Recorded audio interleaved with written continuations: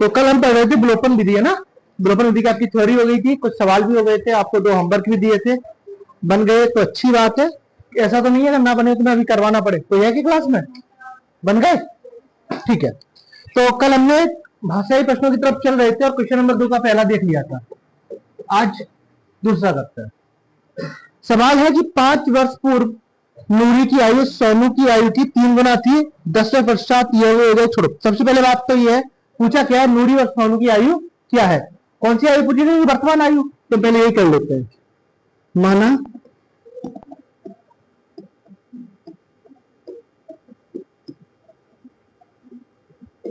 सोनू की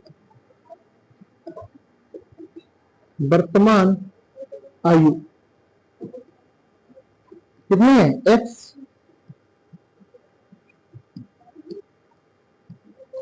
और नूरी की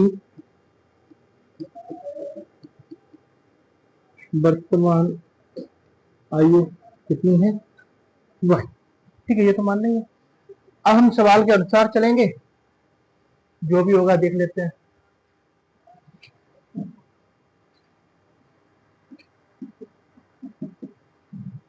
क्या कह रहा है कि 5 वर्ष पूर्व नूरी की आयु सोनू की आयु की 3 गुनी थी।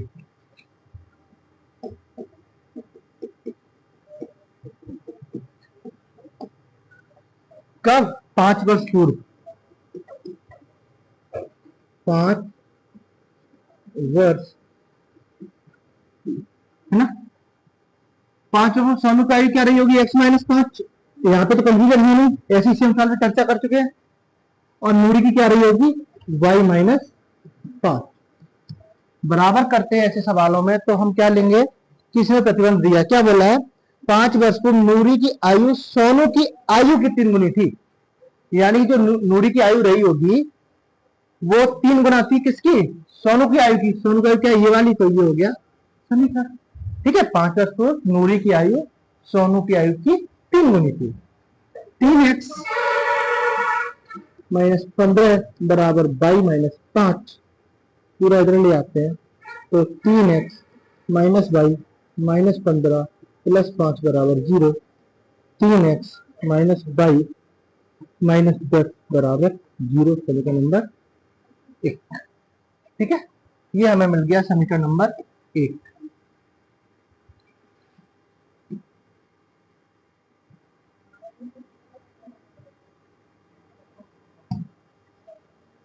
अब दूसरा प्रतिबंध क्या दिया है इसने, 10 वर्ष बाद।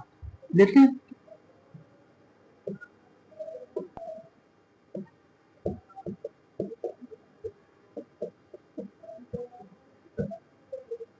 क्या होगा, x प्लस 10 और उसकी हो जानी है y प्लस 10। 10 वर्ष बाद नूरी की आयु सोनू की आयु की 2 गुनी हो जाएगी। 10 वर्ष बाद नूरी की आयु सोनू की आयु की 2 गुनी हो जाएगी। गुणा कर देंगे, 2x प्लस 20 बराबर 22 प्लस 10, पूरा पक्षांतर करके ले आएंगे तो 2x माइनस 22 प्लस 20 माइनस 10 बराबर 0। तो 2x माइनस 22 प्लस 10 बराबर 0, समीकरण नंबर। ठीक है, हल भी करें क्या, या कर लोगे आप, करूं हल, चलो कर देते हैं। तो पहली समीकरण है 3x माइनस 22 माइनस 10 बराबर 0,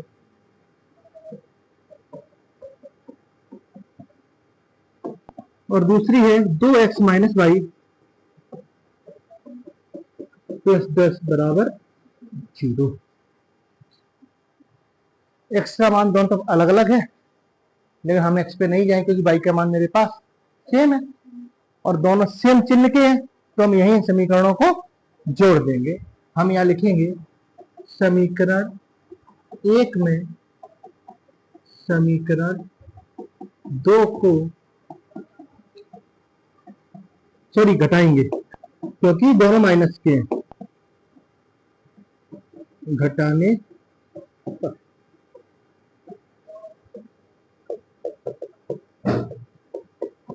ये माइनस ये प्लस, ये माइनस, और जीरो की तरफ कुछ भी नहीं होना। ये कट जाएंगे, एक प्लस की बाई एक माइनस की बाई, 3x में से 2x गया, कितना बचा x, और ये हो गया माइनस के 20 बराबर 0। पक्षांतर किया तो x बराबर, ठीक है, x का मान समीकरण 1 में रखने पर 3x माइनस बाई माइनस 10 बराबर 0, ये समीकरण 1 है। 3 गुणा 20 माइनस बाई माइनस 10 बराबर 0, 60 माइनस बाई माइनस 10 बराबर 0, 50 माइनस बाई बराबर 0, तो बाई बराबर, उत्तर हो गया आपका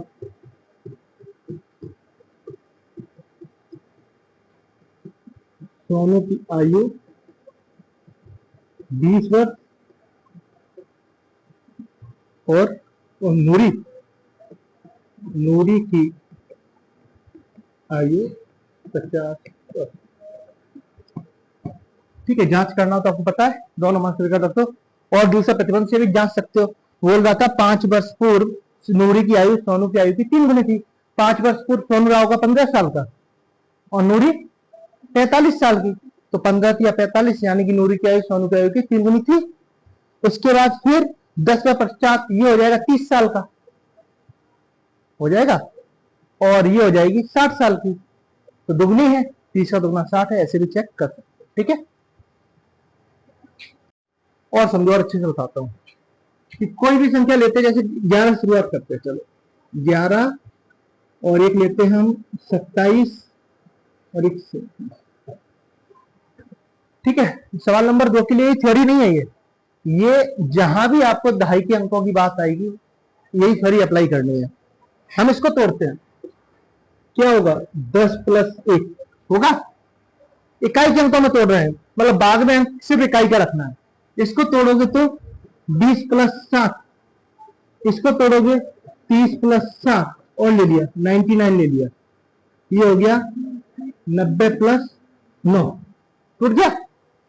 अब चूंकि दहाई के अंक की बात हो रही है और दहाई का स्थानीय मान 10 होता है, पर क्या है छोटी क्लासेस में दहाई का स्थानीय मान कितना होता है 10, तो उस 10 को हम निकाल देते हैं। यहां से 10 निकालोगे तो होगा 10 गुणा 1 धन 1 हो पाएगा। यहां से 10 निकाला 10 गुणा 2 धन 7, 10 गुणा 3 धन 7 और 10 गुणा 9 निकल गया 10। यानी कि किसी भी दहाई की संख्या की बात आएगी तो वो 10 तो आपका है ही है, उसमें एक ये संख्या और एक ये, यानी कि इसका x माना मैंने, दूसरी क्या मान ली y, ये आपकी बनी है कोई भी दहाई की संख्या। आप यहाँ पे x और y के मान सेम या अलग अलग रख करके सारी संख्याएं प्राप्त कर सकते हैं। x बराबर 2 लिया, y बराबर 2 लिया, तो 10 गुणा 2 धन 2 22, x बराबर 3 y बराबर 7, नहीं x बराबर 3 और y बराबर 3, 4 ले लो, x बराबर 3 y बराबर 4, तो 10 गुणा 3 धन 4 34, यानी इस समीकरण में आप रख करके कोई भी दाई की संख्या ज्ञात कर सकते हैं। अब आपका कोई भी अगर सवाल आएगा तो दाई की संख्या के लिए हमारा समीकरण क्या रहेगा 10x प्लस वाई। चलिए अब चलते हैं आगे, क्या कह रहा है कि दो अंकों की संख्या के अंकों का योग 9 है। ठीक है, और हाँ एक चीज और थोड़ी सी यहाँ पे चूक गई है, वो क्या है, ये जो x और y अंक है यही अंक है। अगर मैं बात करूंगा कि उन दाई संख्या के अंक क्या है x और y, और दाई संख्या क्या है 10x प्लस वाई, तो बोल रहा है, तो सबसे शुरुआत हम यहीं से करते हैं कि माना तीसरा ये माना संख्या कितनी है 10x प्लस वाई, संख्या निकलवाई है ना, इसमें पूछा ना। हाँ अब देखते हैं प्रश्नानुसार,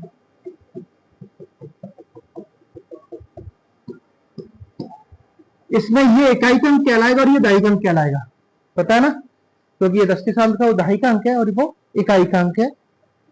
और साथ में लिख देते हैं। लो चलो, माना इकाई अंक y और दहाई अंक क्या है x, तब संख्या होगी 10x प्लस y। अब दो अंकों की संख्या के अंकों का योग 9 है, तो यहां अंक कौन कौन से हैं, x और y। तो पहली बात हो गई x प्लस वाई बराबर 9, समीकरण नंबर 1। फिर बोल रहा है इस संख्या का 9 गुना संख्या के अंकों को पलटने से बनी संख्या का 2 गुना है। इस संख्या का 9 गुना कौन सी, 10x प्लस वाई का 9 गुना। इस संख्या का 9 गुना अंकों को पलटने से, अंक पलट दिए, 10y प्लस x, अंकों को पलटने से बनी संख्या का 2 गुना है। ठीक है, ये चीज क्लियर हुई या नहीं हुई, ये बताओ, फिर से बोलो।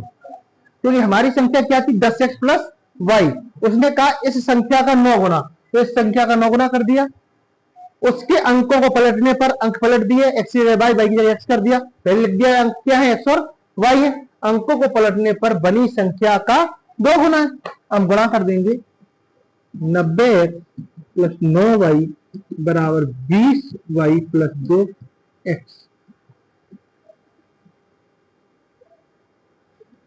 90x plus 9y minus 20y minus 2x बराबर 0। तो 88x माइनस 11y बराबर 0। ठीक है, हाँ क्या हुआ, ये कैसे आया, 90x में से 2x घटा दिया, 9y में 20y में सॉरी 20y में से 9y घटा दी, तो ये प्लस की माइनस की है। लिखिए में यहाँ और दिख रही है, यहाँ 11 कॉमन है, 11 कॉमन लिया, ये बच्चा 8x माइनस वाई बराबर 0। अब इस 11 का भाग लग जाएगा 0 में, और 0 में आप भाग भी लगाओगे तो कोई फर्क नहीं पड़ना, लेकिन फिर भी हम लगाए दे रहे हैं। 8x माइनस वाई बराबर 0 बटे 11, फाइनली बचेगा 8x माइनस वाई बराबर 0। समीकरण नंबर 1 उधर है, समीकरण नंबर 2 इधर है। ठीक है, अगर आप x का मान लेके करेंगे तो 8 का गुणा ऊपर और 1 का गुणा नीचे करना पड़ेगा। मुझे y का मान से दिख रहा है, हम सीधा y का मान यूज करते हैं। x प्लस वाई बराबर 9, और दूसरी है 8x माइनस वाई, समीकरण 1 के दोनों पक्षों में 8 है ना, और समीकरण 2 के दोनों पक्षों में 1 का गुणा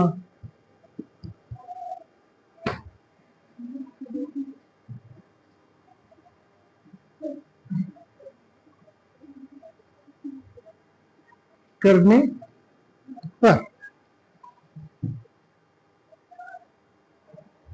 तो x प्लस वाई बराबर 9, 8 का गुणा होगा,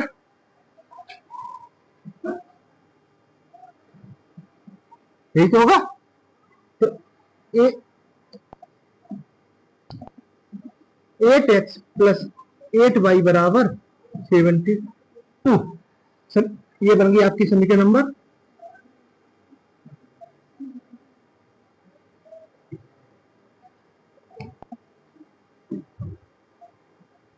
1 पद और कम कर दें, 1 पद और कम कर देते हैं, हमको पता है ना घटाना ही पड़ेगा दोनों x प्लस के, वही लिख दो, गुणा करके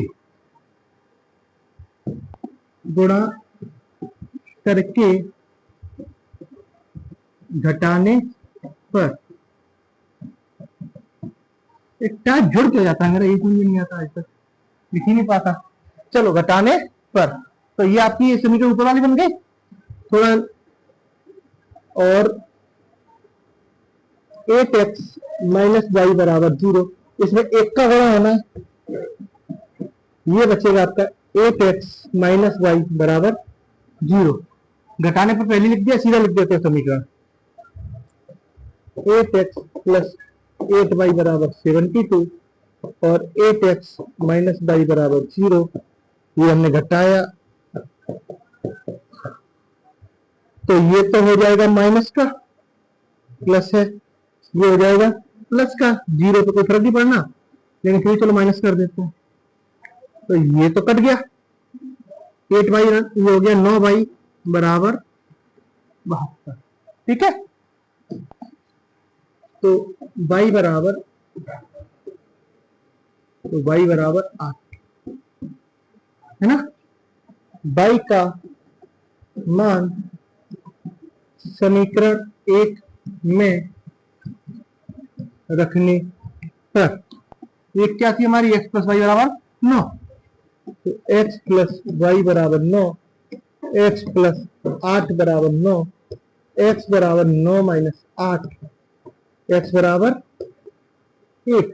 तब संख्या 10x प्लस 10 गुणा 1 धन 8, संख्या हो गई आपकी 18।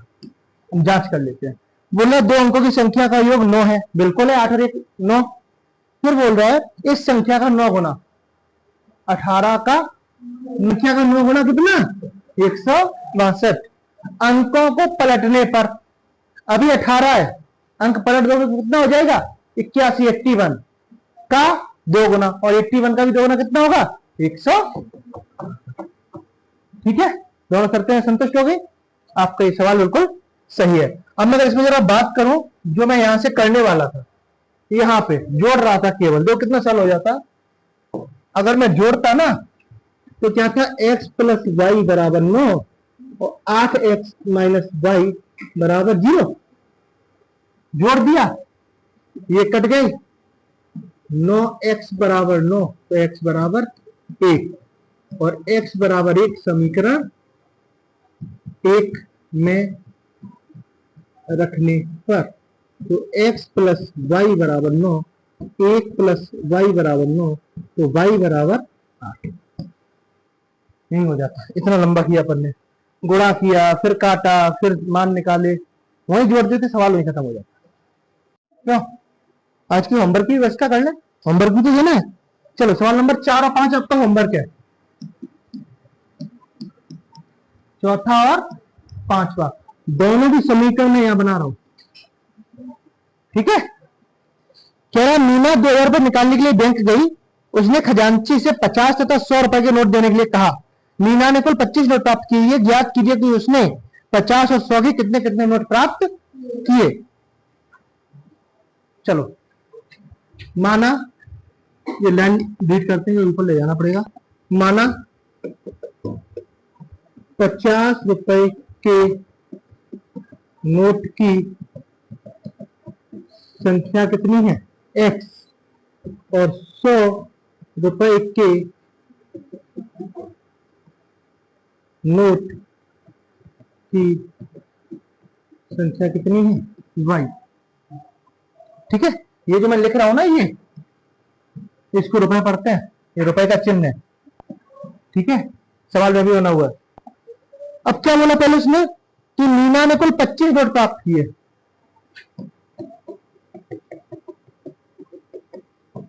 कुल कितने नोट थे, 25, तो कुछ 100 के होंगे, कुछ 50 के होंगे, तो x प्लस वाई बराबर 25, समीकरण नंबर 1। ठीक है,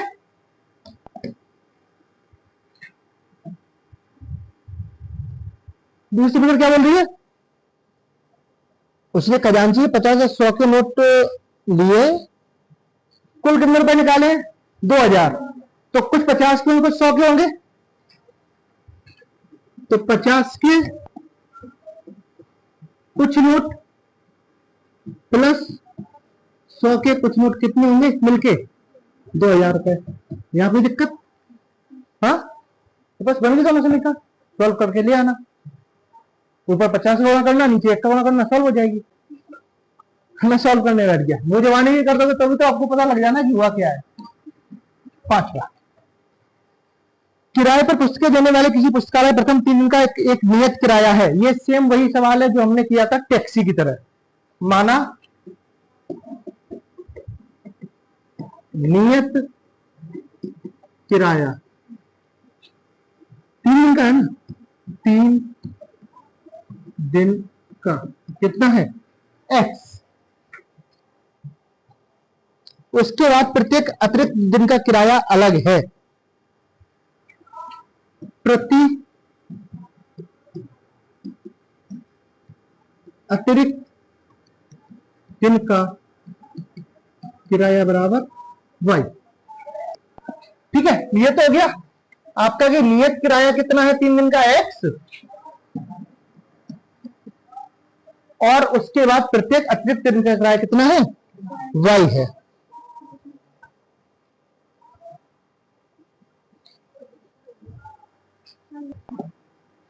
कुछ टैक्सी जैसे सवाल है, वो ये बोल रहा है कि प्रथम 3 दिन का नियत किराया x, यानी कि आप कोई किताब लेके गए उस लाइब्रेरी से और 3 दिन आपने पढ़े वापस किया, तो अगर माना कि उसका x की जगह मैंने 10 रुपए मान लिया कि 3 दिन का किराया 10 रुपए है, तो आपको 10 रुपए ही देने हैं। 3 दिन आपने रखा, 10 रुपए देने हैं। उसके बाद जब चौथे दिन लेके जाओगे तो उसका प्रत्येक दिन का किराया अलग अलग है। माना कि वो 5 रुपए है, तो आपने 15 रुपए, 3 दिन के 10 और एक दिन का 5, 15 रुपए। अगर आपने वो पुस्तक 5 दिन रखी तो 3 दिन के तो 10 देने हैं और 2 दिन के भी 10 हो जाएंगे, 5 + 5। ठीक है, तो वही काम करने वाले हैं। पहले उसने पुस्तक कितने दिन रखी है, देखो सरता ने 7 दिनों तक एक पुस्तक रखने के लिए 27 रुपए अदा किए, तो 7 दिन रखी होगी, उसमें 3 दिन का किराया भी ये हो गया,